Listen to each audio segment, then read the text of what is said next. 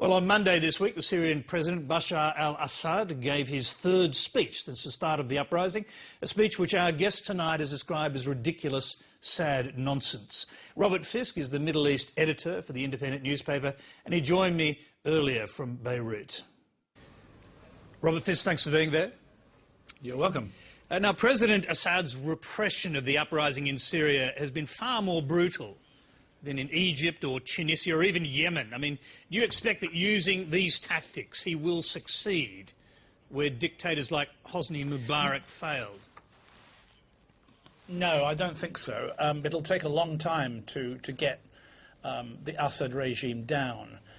You see, there are two things here. First of all, the Ba'athist regime which Assad runs and which his father ran for decades, Hafez al-Assad, it's a nationalist regime originally based on a kind of socialism, Arab nationalism, socialism, which really decided it would be the resistance centre against Israel, against Zionism, etc., etc. And this was how it claimed it had integrity. In fact, it was just another rotten, torturous and torturing dictatorship. The problem, you see, is that in Yemen, to some extent, and certainly in Egypt and Tunisia, the army saw its duty to protect the people. Not all of them, not those close to the president of Yemen, of course, but other army units in Yemen, and certainly all army units in Egypt and in Tunisia believed that they were there for the people.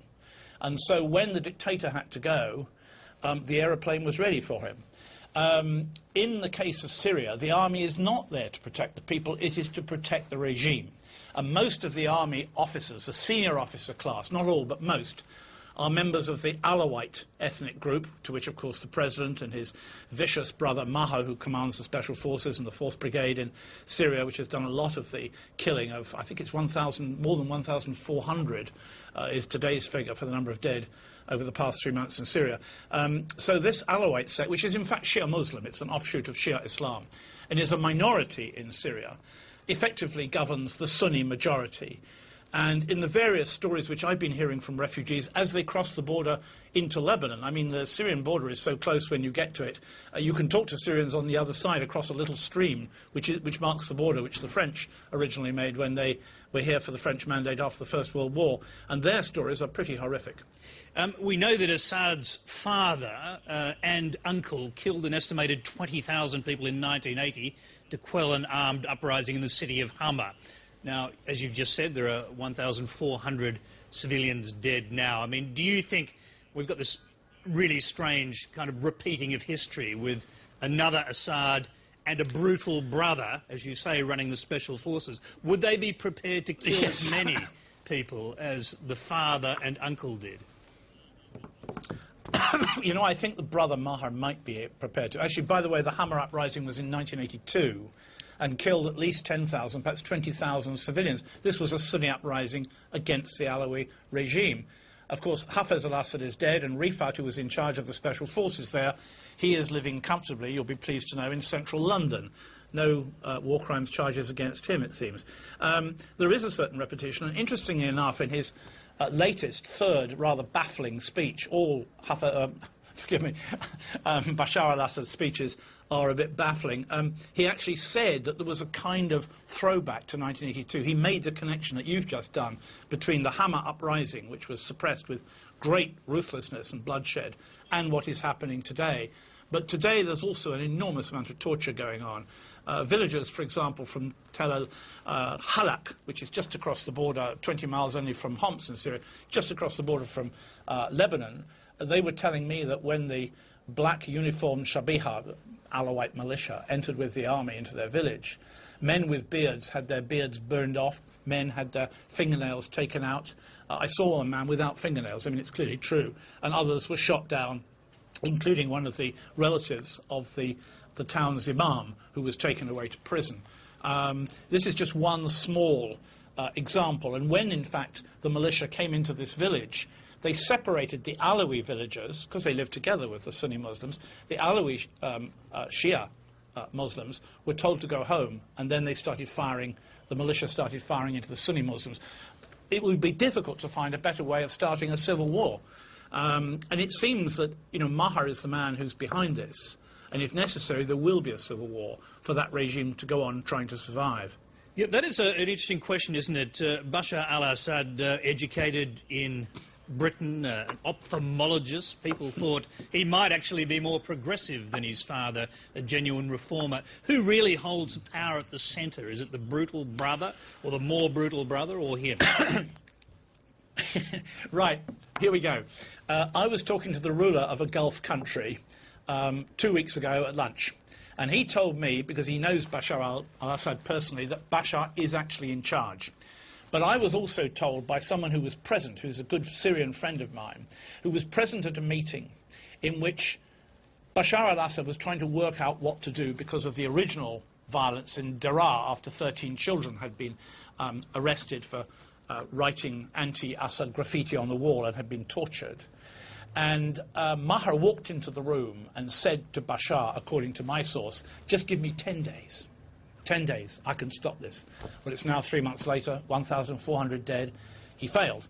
You know, I think you have to realize that when Bashar al-Assad took over from his dad, when his dad died in 2000, he said, we're going to have reforms, we're going to have a new Syria, freedom of speech. And he's been saying this ever since. We've always been told, and we were told again in his speech to the Syrian parliament a couple of days ago, or 3 days ago, there's going to be an amnesty. All these amnesties are phantom amnesties. They don't happen. There's a few drug takers released from prison, and that's it. In the meantime, they go on scooping up more and more prisoners. The real question that I ask myself is, why is Bashar al-Assad's wife Asma, an extremely educated lady from the north of Syria, where many of these punitive actions, these brutal actions are taking place, she has left with her 3 children to London and has not returned to Damascus.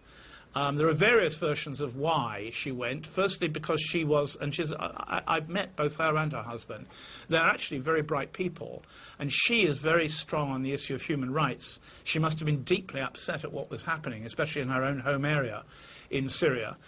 One word is that she was constantly telling her husband this could not be allowed to continue, that this must stop, this violence by the state.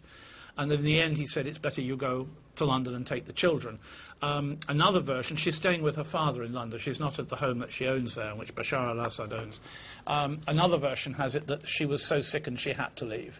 But clearly, you know, this is having a tremendous effect on the Assad family itself. The other day we had extraordinary image. I watched it on television here on Syrian state TV of the Uncle Makhlouf, the uncle of Bashar, who's a well-known multi-billionaire businessman, constantly accused of corruption. His funds have been frozen by the EU and the Americans, who went on television and said, in future, I'm not going to be a businessman, I'm going to be in charge of a charity. You know, charity in Syria. This is remarkable. Extraordinary things are happening. But no one believes what they see on the television, and it's not surprising, because it's not true. You know, we had Assad on in his parliamentary speech, broadcast throughout Syria, saying, oh, you know, the demonstrators are good people, but they're being used as a shroud, a rather horrible expression he used, by gunmen who are shooting from behind them. This is the same excuse that the Israelis make when they kill civilians. It's what the British Army used to say in Northern Ireland. The crowds were being used as human shields. It's what NATO says in Afghanistan and Iraq when it kills innocent people. And now Assad is using the same excuse as the Israelis, the British and NATO.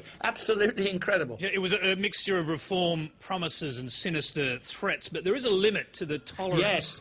There's a limit to the tolerance of people who are oppressed in this way. We saw it in Daraa after the torture and death of the 13-year-old boy, in particular him. But the consensus of analysts still is that a critical mass has not yet been reached to overthrow the regime. Will it reach a critical mass?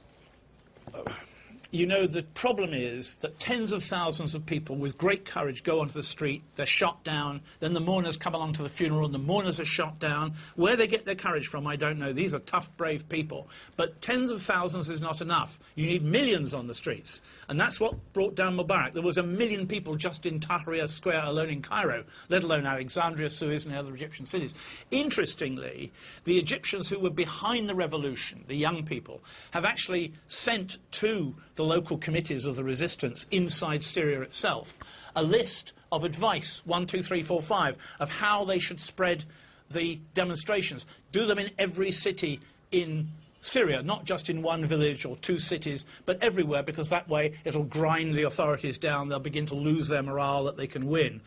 They had a number of other pieces of advice about how, under no circumstances, must you use weapons, which, of course, is what Bashar al-Assad referred to. I have to say, though, that all the evidence I have is that there are some armed groups, as the Syrians say, the Syrian government says, around. I've seen every night now, you see the bodies of Syrian soldiers who've been shot dead and sometimes mutilated being sent off to their graves. Somebody is killing them. And certainly some of the refugees in northern Syria are carrying weapons. I've actually seen them on the other side of the border carrying Kalashnikovs. These people just want to defend themselves, in some cases to defend their families from being humiliated or tortured. Any man would take a weapon in those cases. But that is what is happening. So there are armed men, and that means we're moving towards, not in, but towards a civil conflict. Robert, when it comes to Western military intervention, we often hear the question, why do it in Libya but not Syria? Is it simply a hard calculation that Syria is far too dangerous a prospect, and if you destabilise Syria in this way, you destabilise the whole region?